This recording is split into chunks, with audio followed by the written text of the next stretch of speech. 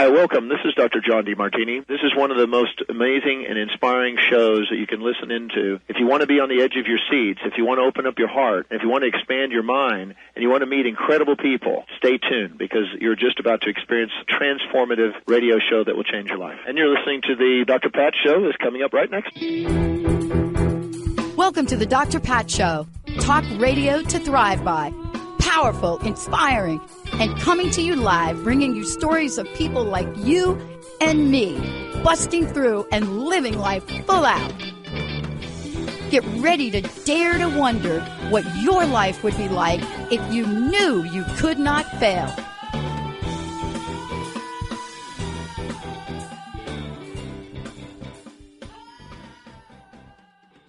Welcome. It's so great to have you tune us in and turn us on. Thank you for tuning into the Dr. Pat Show. This is Talk Radio to Thrive By. That's who I am. I'm Dr. Pat. I get to hang out with you every day, Monday through Friday, pretty much.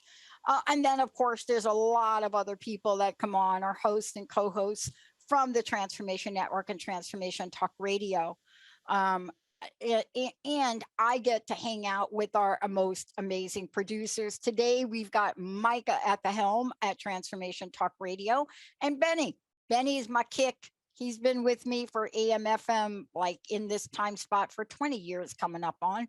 And here we are today because this is a powerful show. Benny, Micah, how are you both doing? I'm doing good, Pat. Thanks. Yeah. Okay. So I was just talking with Vicki. Okay. Vicki Dobbs is my very special guest. Her book is Get Off the Shelf, Choose You First. Now we're going to go through this book, but it's a personal story. It's a personal story that every one of us has, but it's also about metaphorically how women enter into our busy worlds, how we feel we are alone a lot of the time, but is that true? What happens when we carve out time? I'm going through this myself this week, and I shared a little bit with Vicki. But I'm going to start out at the gate with a couple things. I am a closeted field and tracker, Benny. Now, let me just put this in perspective for everybody. And then Vicki's going to give you a statistic that's going to blow your mind about herself. But I really am. You know, ever since I could remember, I just love the idea of running. Now, I will tell you, I am not built to run. I was never built to run. And great shortstop playing softball, but they knew that I would have to hit the ball really, really far to get to first base. But that doesn't mean I don't love it. And I am thrilled about this year's World Track and Field Championships right down the road from us, Oregon. And I love this. And I love that we are breaking records. I love that we're having things that happen in the women's events, in the men's events. I'm also a little bit confused and not knowing how to process some of the missteps. But that's what Vicki's going to talk about today. Because what do we talk? Get off the shelf. Choose you first. You have a right to be happy. So what are the missteps? Well, a couple missteps we've already talked about. Cherie Richardson, of course, one of the fastest runners on the planet, was eliminated from Olympic trials because marijuana test or something like that. So couldn't get back on track. So is not even competing here. But then Eagles Devon Allen disqualified. What? The fastest 110 hurdles person on the planet jumped the gun by 0.1. Now, I will tell you, this was a sign of what was going to come because when the women were racing, they had 2 athletes disqualified. 2 of them. I think one of them was the United States. But why am I so fixated on this? What is this about this? Because this is just one other way that we as human beings excel. You know, this is how we show up in life. This is how we get off the shelf. You know, this is how when we think about our lives and we think about what we can't do or couldn't do or don't know how to do or don't think we can do, and then you show up and you show up big, what happens? Now, I want to just put a caveat on this, and then we're going to go to my guest, because my guest has got this down. So when I'm talking about Vicki, I'm talking about the founder of Wisdom Evolution, right? And she is out there, cheerleader, pom-poms and everything for the You First revolution. Yes. Why? OMG. I'll tell you why. Because I went through this myself over the weekend. I am like everybody else. Remember, I created Crust Busting Benny, right? So you know, and I'll tell you now, it is very difficult for me to take time for myself. But when I sit down and I read this book and I get it, I get off the shelf. I get to choose me first. I have a right to be happy. When I start to read what Vicki is bringing out here, I'm saying it is more than an invitation. Today, get ready. Get ready to get off the shelf. I don't care if you got to get a crowbar. Benny, we need the jackhammer. I don't care you got to get a jackhammer to get the crust off you to get off the shelf. Because if you don't do it, you have one life to live. And you will be looking back like Devon. And you will be thinking, what was I thinking? Vicki, welcome to the show. Thank you so much, Dr. Pat. I am so excited to be here with you live. It's, dream come true. Man, I'll tell you, we need this message. Look, many of us understand that this is a challenge for us to begin with in life. We get it. I know it. I know myself. And yet at the same time, we don't want to look back and have regrets, or we don't want to be sitting at a place where we are just completely burnt out, fried from the inside out, because we have not done this. But I want to ask you, nobody writes something like this. You don't create a movement like this unless you have some personal experience with this. I want to know, okay, what challenges, obstacles did you, Vicki Dobbs, have to overcome for you to get off the shelf and be here today? First, I had to give myself permission.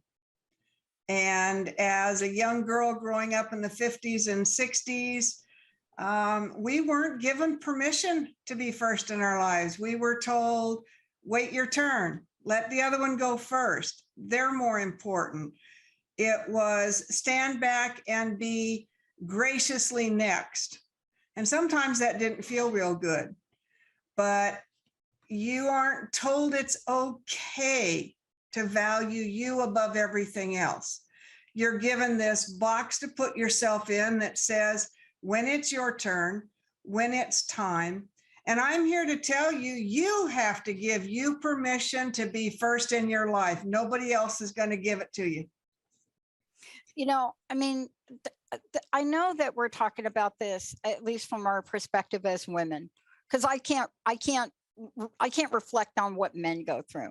I can only reflect on, as a woman, what I go through, and the women I work with, and the people I work with, what it's like for them. Part of this discovery and part of what you talk about is you talk about having the curiosity, the courage, and the strength to look deep within, right? I think you open your book with something like that, into the folds of your own heart and soul. See, and I love that you opened it up with that, because when you open a book like that, and thank you, Lynn Andrews, right? When you open your book like that and you hear the sound of the drums calling, why don't we step out? What gets in our way? What gets in our way to the future? Like what you talk about when you say the future stands open-armed in invitation. Each step, a lifetime's journey, in, out, into myself. That's how this book starts. Boy, what a journey it is. What gets in our way from your perspective? Everybody else's voice. Because again, we are given teachers. We are told to seek teachers. And we give the wise people in our lives permission to have a greater voice than our own. And what I want people to know is that now is the time for us to look inside as much as we look and search outside for the answers, because each one of us hold the answers, but we aren't given the tools to move inside and listen to our own divine inspiration, the voice of God that lives within each and every one of us. You know, this is really a giant message for us all. I find myself today coming off a Sunday that I shared with you, because I was reading, I always get prepared for the shows. Yeah. And I found myself making a decision Sunday morning. And the decision was, there are several things that are milestones for this network, the network we're building on technology. What needs to be in place? What needs to be in place for people? And it was, do I sit here Sunday and do this and really get us set up for a September event? Or do I go cut my grass? Now, tempting, cutting the grass was very tempting, but that wouldn't have got me off the shelf I needed to get off. It would have got me off a different shelf, but not the one that enabled me to sit for almost 10 hours yesterday. Wow. With kind of the field and track in the background, I must say, and get some very significant things done. But I'll tell you, I did think, cut the grass, repot the pots, fix the sprinkler. What do you think I read in your book that had me make that choice? Calendar your priorities. Put you first. Yeah. Yeah. You know, many people are coming off of what they have 3 years where they have had to look at themselves and look close inside. And this has not been a 3 years where a lot of folks have been able to put themselves first. Right. So I want to ask you this question. It's not as obvious to me as it was yesterday, as I was going through and reading what you were saying and understanding exactly where I was. We don't know we're on the shelf. We don't know it. How can we get the clues to tell us, hello, I'm sitting on the shelf? Listen to your body. When you are uncomfortable, when you are at dis-ease, when you find no peace in your life, when you feel that constant churning, something's missing, something isn't right, but you can't identify it because you don't take the time to sit in silence and be with yourself, because you've put everybody and everything else in your life ahead of you. Eventually, you're going to get sick. You're going to have time to spend with yourself, laying in bed, recuperating. You know, as I think about this, I have a mentor that used to say something to me, and I want you to respond to it because it's in the book here. It's in here somewhere. Maybe like the stone people, but let me just get to it. I had a mentor, Sidonia Cahill. She was one of the first women ever in the United States to create sacred circles, healing circles. Very, very little people know about her, but you know, she wrote a fantastic book way back. And then she, for almost 30 years, would take people out into the high desert for vision questing. Mm-hmm. I mean, that's what she did. I happen to be fortunate enough to be part of that, only because my boss was a real snake and he wanted me to go and steal all her ideas. That's how I ended up. But oh my God, the universe, God doesn't work like that. God knew I needed to go there. But the thing that is so important for me to think about and ask you about is this idea of why we think self-care is selfish. Because that's a big one, right? We've been taught it. We've been programmed to believe that we are not supposed to think of ourselves first. We have husbands and children and partners and jobs and bosses and ministers and responsibilities and volunteer work and you name it. We are busy people. And none of that busy includes taking care of ourselves, because we've been programmed to do everything else first. When there's time, when I can, as soon as I finish this, I'll do it next. And next never comes because something else gets in the way and says, I'm more important. So you have to give yourself permission to put you first. You have to put you at the top of your priority list. And I'm here to tell you, putting you first is not selfish. It is self-sustaining. It is survival. It's the way you grow to be 100 years old and still sit on the sidelines and cheer for your favorite team, instead of laying in a bed withering because you never gave yourself time to be healthy, inside and out. I'm there now. And so it's not a mistake that I get your book and I'm reading it. Now, I have to tell you, I have to read books several times. I have pretty much, I would say I'm at about 95% reading every book that has ever come across my desk for 20 years, only because I grew up learning different and I couldn't read and write. So I'm reading your story and I'm reading a little bit about what you say and what your journey, a little bit about what your journey was like. And when you ask the question, had I lost sight of my dream? And then the answer is, what dream? And then you go on to talk about this and you say this, because I want to ask you about this. We have got to find a way to help people, to help women resurrect their dreams. You go on to say, the human spirit inside each of us has enormous capacity to survive every unexpected twist and turn life has to offer. I know that's true. I know that's true of me. My mom's suicide, being homeless, being arrested for something I didn't do, and then telling the truth to a judge who just looked at me and said, you're either the dumbest person I've ever met or that is the truth. But I think about this. How important and what have you learned from getting off the shelf and our ability to be adaptogens? Is that like a noun? I don't know what that is, but adaptable. I think that each and every one of us has to hit bottom.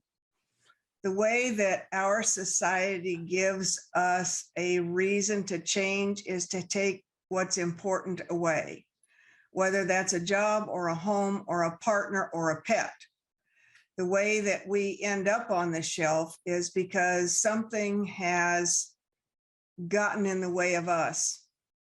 And sometimes that's just the real busy of life. And months and years can go by and you realize, I didn't take that picture. I didn't hold that child. I didn't kiss him goodnight. And then the heaviness of what could have been begins to weigh you down and ruin what will be. So when you get to that place of, I just can't do this anymore, and you sink to the floor, pick up a piece of paper and write, I choose me on it, and stick it on the refrigerator, stick it on the bathroom mirror, and begin to believe that you matter. You have a right to be happy. Put you first. Yeah. Look, I want to talk to you a minute about the beginnings of this. I started out before we came on. Micah, Benny and Micah, they were getting our audio and the thing done. And I was telling you that I was watching these championship trials and you shared something with me that you're a record holder. So we had a few back and forths about this because we don't really talk about our accomplishment. How often have you been out at some kind of event? And especially with women, mostly women, right?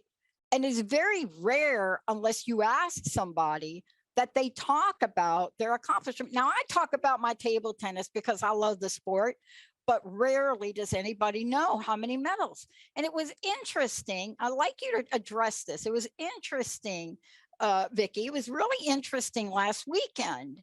Somebody found me in some historic record from 73 or 4, like a picture of me and my coach. And the guy walks up to me and says, just how many medals and trophies have you won? And I said, what are you talking? I said, what do you mean? I mean, I'm over here playing this sport because I love it. I'm playing like, he says, yeah, I found something on you. I'm like, oh, this is stalker material, right? This is like getting creepy. I said, well, what did you find? And he said, I just want to know, how many did you win? I said, well, by the time I was 24, if you're talking about this sport and championship, I had pretty much tallied up close to 200, 225 Amazing. results. He said,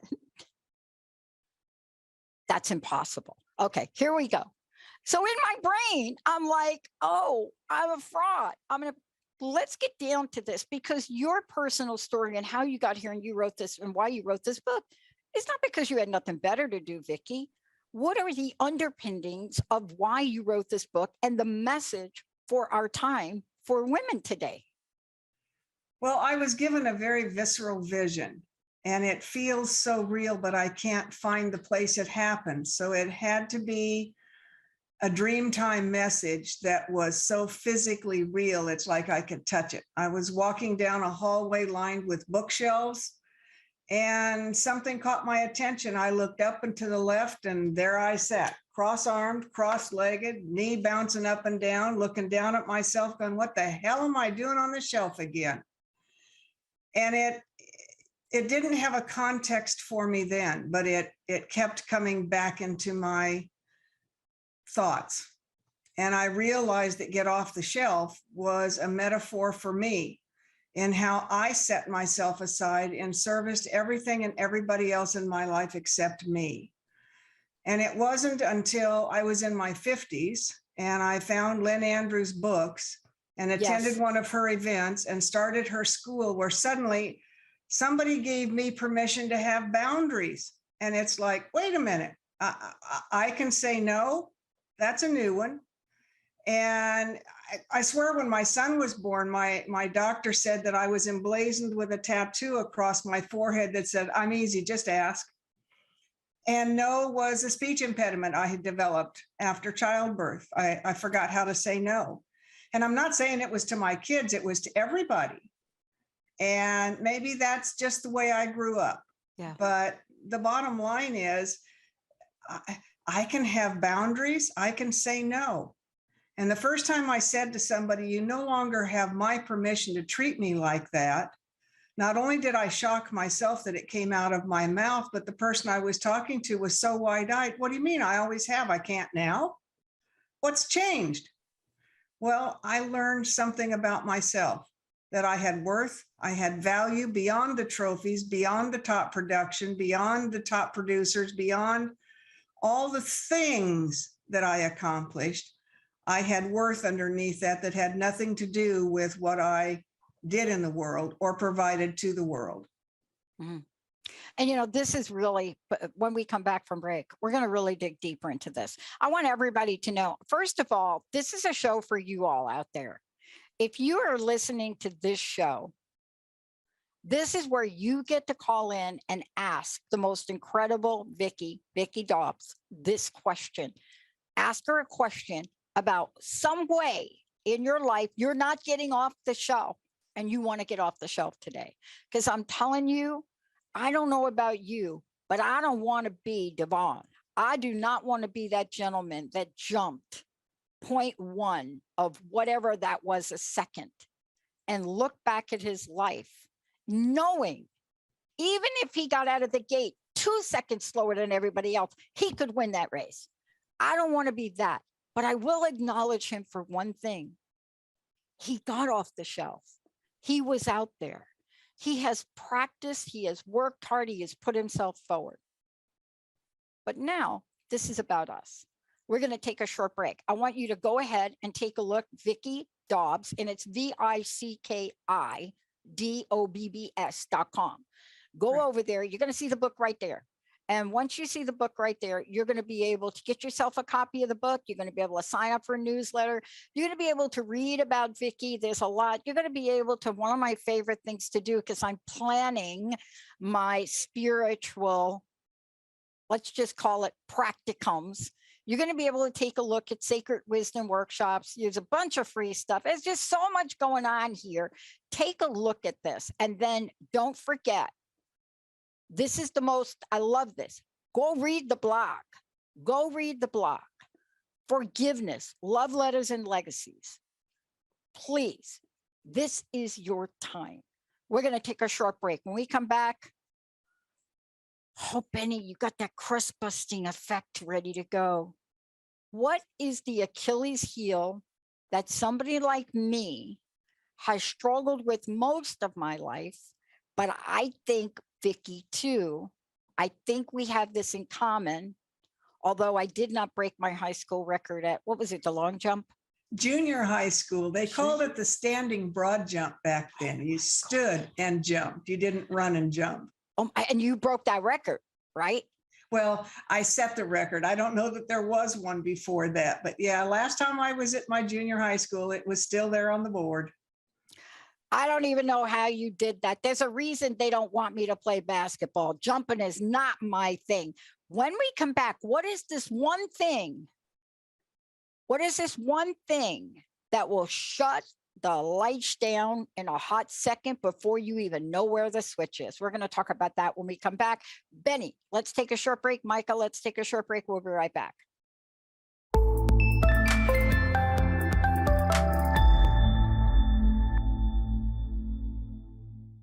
Hey, everybody, welcome back. It's so great to have all of you tune us in and turn us on. Vicki Dobbs joining me here today. I want you all to know this is a book, Get Off the Shelf, Choose You First. You have the right to be happy. But let me just mention this. She's got another book that is equally interesting, and it's called You First. And what we're about to talk about right now is going to tap into both of those books and the message in each of them to bring you to where you may be today. But before we do, I want to make sure you know how to get a hold of Vicki. Just go ahead and go to her website. It's Vicki, V-I-C-K-I, Dobbs, D-O-B as in boy, B-S. When you get there, you're going to see a whole lot of things. Wisdom Evolution, she's an award-winning author, spiritual entrepreneur, teacher, coach, storyteller, and so much more. Vicki, thank you. I can't thank you enough for joining me here today, and thank you for writing this book for me. Actually, it is true. Writing this book for me in a time that I needed to read it, to be reminded of it. You know, I was sharing that story with you, and we're going to talk about this thing that before the break that hit me. I was sharing this story with you of my Sunday. And I'm sure people are listening and they're saying, well, wait a minute. That is not what you're talking about with the book. That's not putting you first. You worked all day. This is important to me to launch this network and our new technology, to launch our crowdfunding. I set a $2.3 million crowdfunding goal over the weekend. And when people hear that I worked, they're like, you are not doing what Vicki told you to do. But yet, at the end of my day, I was doing it for me. I want you to really talk about a couple things. One, how other people's opinions of us, and I'm just saying could be from childhood, I don't care where it comes from, how it instills in us a version of doubt with a capital D, and how insidious is that to whether or not we get off the shelf or we stay on the shelf. Absolutely. Doubt is one of the biggest catapults to the shelf. And I think that the old Cherokee story about the two wolves that sit on our, shoulders, get in a fight, one's dark, one's light, which one are you going to feed? And I have two little voices. In my right ear, I always hear the voice that says, no, you shouldn't. There's other, what about? There's just, and the one over here that says, really? I mean, go for it. Doors open, walk through, take a chance, outside your comfort zone. You need to do what's important to you. For you, getting all of the technology in place, not only was what you wanted to do, but it fed your joy. It's a dream you're pushing yourself towards.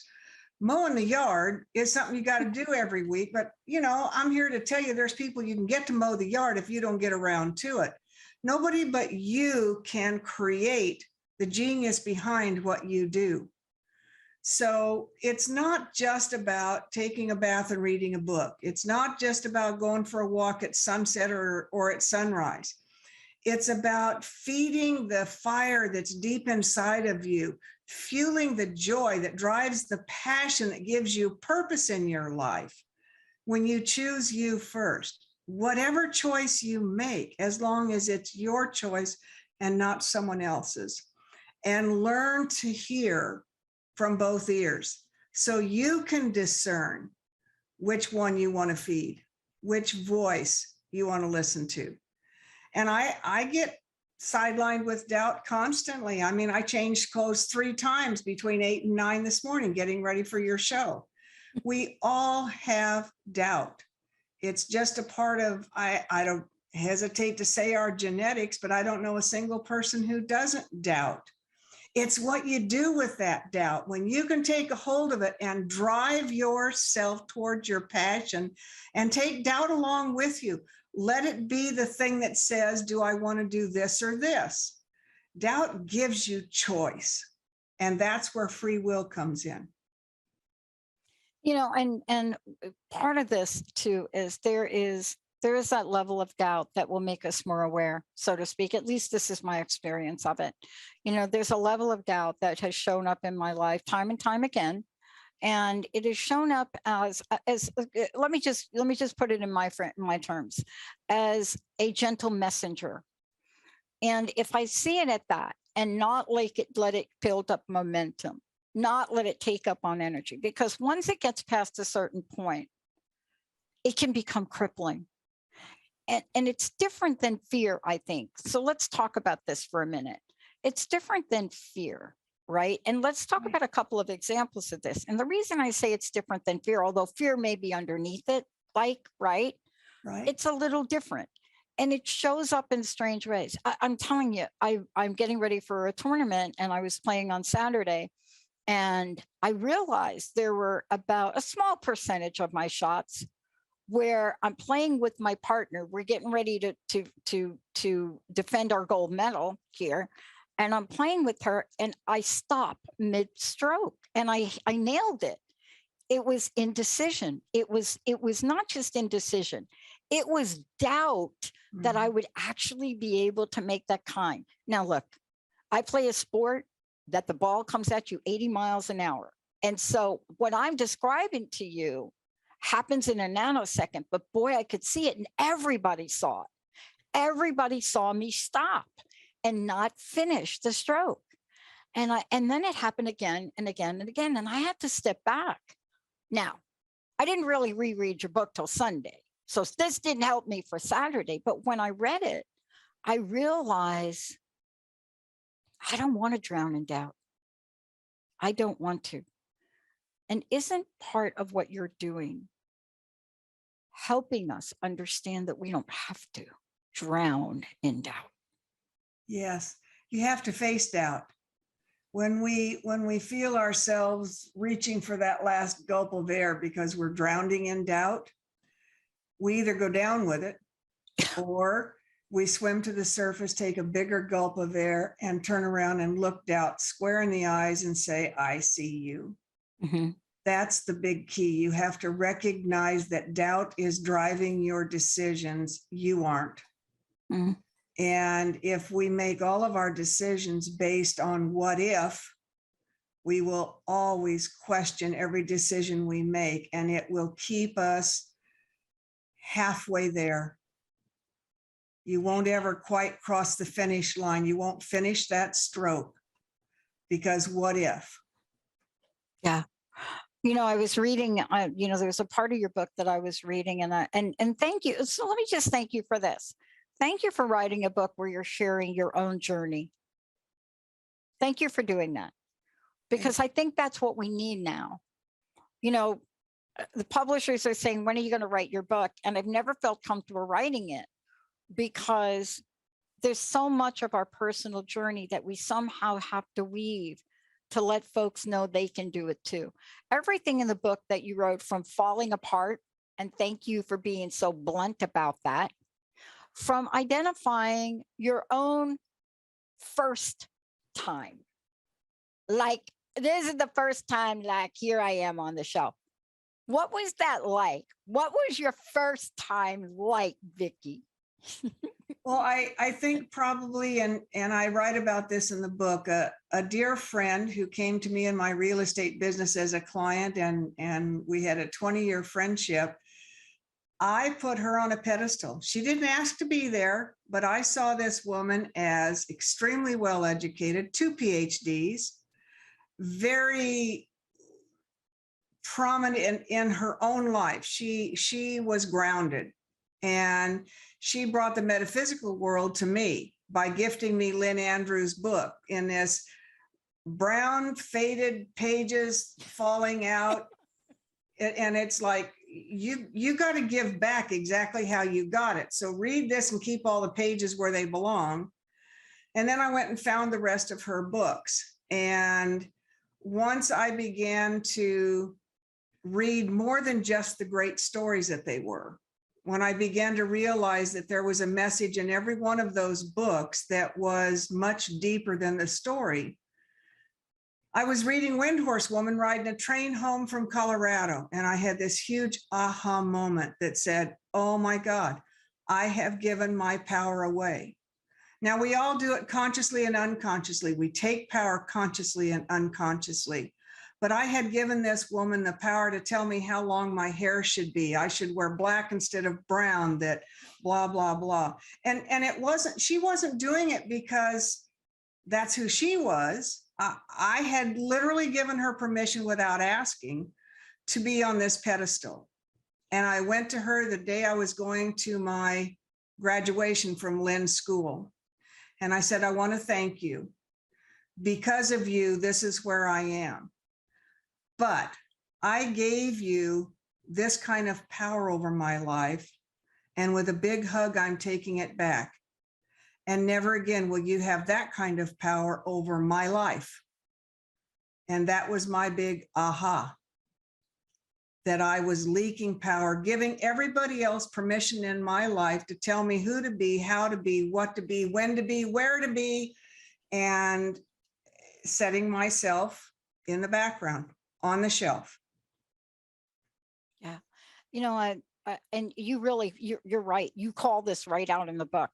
You really are very clear about it. But the way you tell the story is just so beautiful, in that I feel like you're right there. I think there was one line in there, you know, I can't remember exactly, but it was stop. And you said, you're screaming, stop.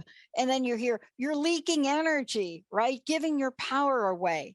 Right. And I can't remember exactly who you were talking with, but boy, the idea of giving a power away, I want to spend a moment to talk about that with you, because it is an essential part, I think, of, if we don't understand what this looks like, if we don't understand what giving away our power looks like, then we don't even know we're doing it, which means we don't even know that that's something we have to be aware of, which means we don't even know that there's something that we have to do differently. Right.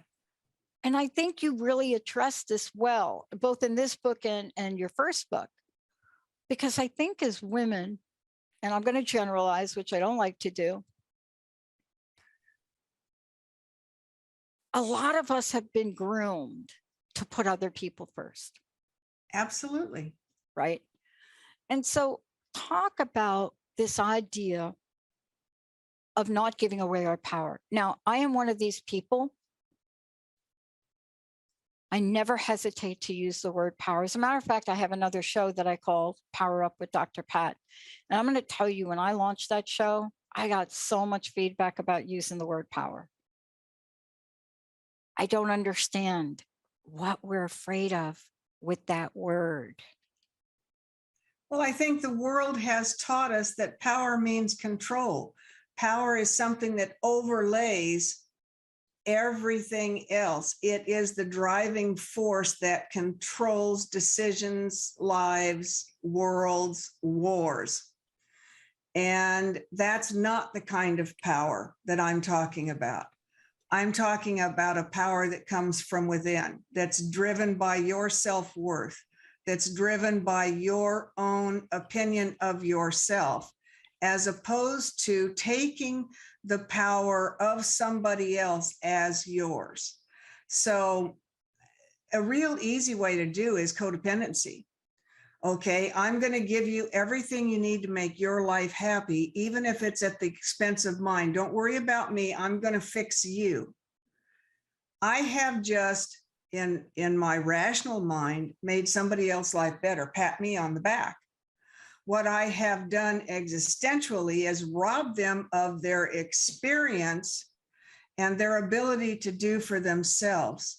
So to simplify it, stop giving the world fish and start teaching the world to fish again. Yeah. And that's how you give people their power back, by empowering them to do for themselves and letting them know they're capable, they're worthy, they're strong enough, and they can. Yeah.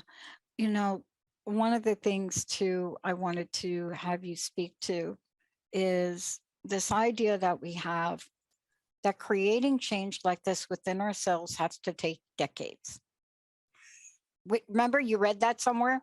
I think that was like maybe in the 5th discipline book that came out, like when I was in HR, like, and we all got that big fat book, right? That none of us could implement. It's almost as bad as trying to implement my friend Don Miguel's book, The 4 Agreements. Yes. I've said this to him before.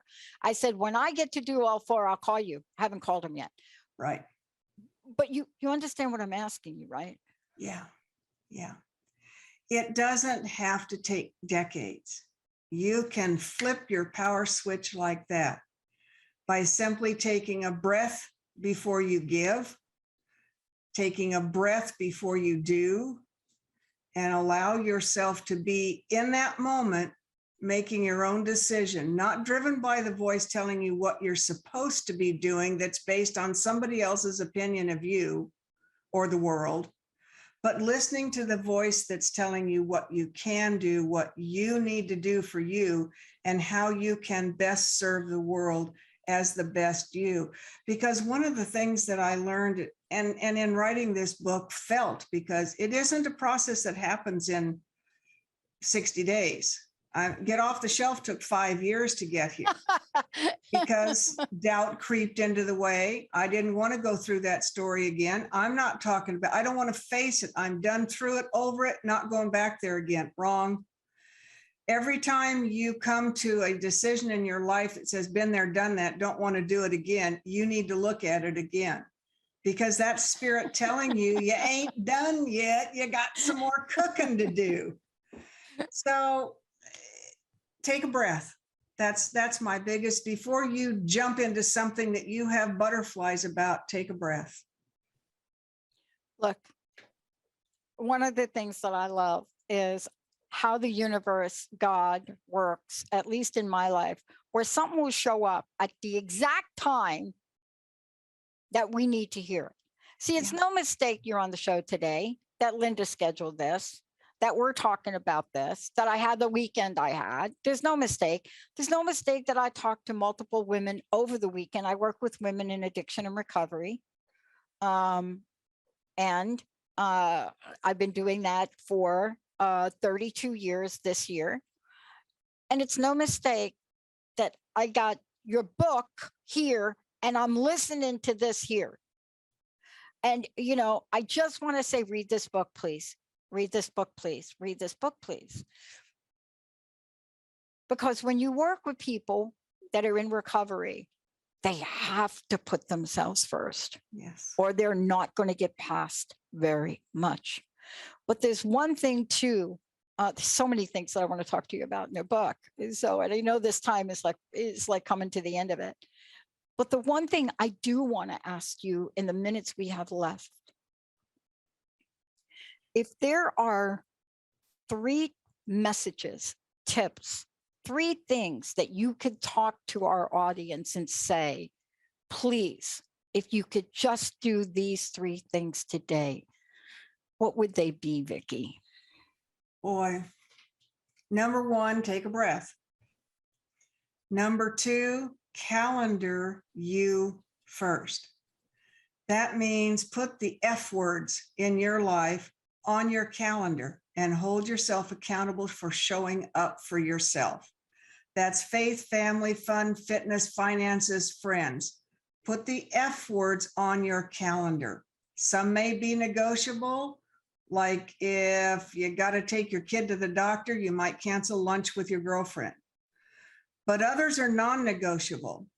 Taking a weekend in Sedona to hike by yourself and recharge your battery may be a non-negotiable event when the family wants you to cook dinner for a picnic in the backyard. Hey, you know what? Somebody else can cook. I need me time. Calendar the F words in your life. And the third is that priority list. It kind of goes right along with the calendar. But if you don't put you at the top of your priority list and do what you need to do for you first, then when you get to the bottom of your list and everything's all done, all you've managed to do is gift the world with what's left of you, because they didn't get the best of you when you don't put you first. The things that you mentioned and the importance of them, I think are right out of the gate. Number 1 for me is for people to understand how we limit ourselves, right? You know, I think there's a part in the book where you talk about, I can do it all. Or, you know, you're talking about the self-imposed limitations we have. But then you take us on a journey, right? And the journey is about navigating. And I think this to me was so important to get there. And also, by the way, I'm going to take you up on your advice to get away to save my sanity. So I'm just going to tell you right there, if people want to ask me about that, they can call you.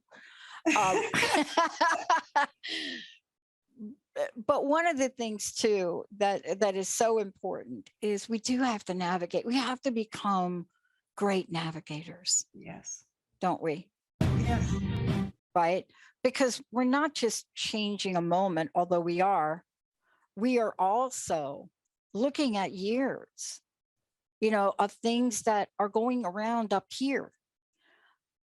Like you, it is no mistake that even before I could even read a paragraph that didn't take me a half hour to read, somebody gave me Viktor Frankl's book. Then they gave me Power versus Force. Then I got the message, I see what you're trying to do. You want me to read these. But this idea of navigating reality, that has to come from body, mind, spirit, soul, right? Right. And I add in their heart. Oh, heart, yes. Yeah. Because you need to learn how to listen from the ears of your heart, not just the ears of your head. And you need to listen and make decisions from your body's mind, not your ego's mind. And if you can learn to discern the difference between those two things, life becomes magical. Mm-hmm.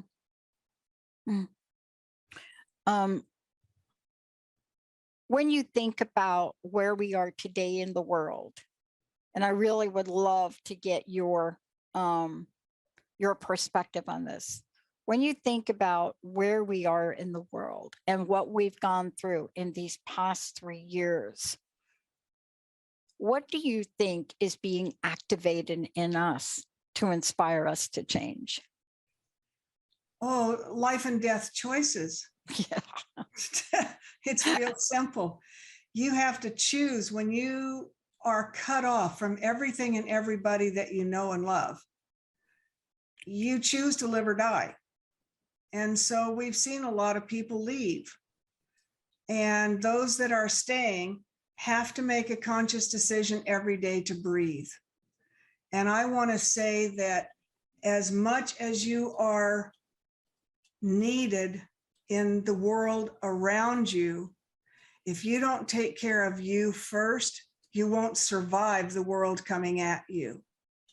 So every morning, be grateful that you woke up in your stand, as my friend says, forked side down, and move out into the world as the very best you choose to be, because you're a reflection of what's going on in the world. And when you are being your best self, you reflect that goodness to the people that you meet.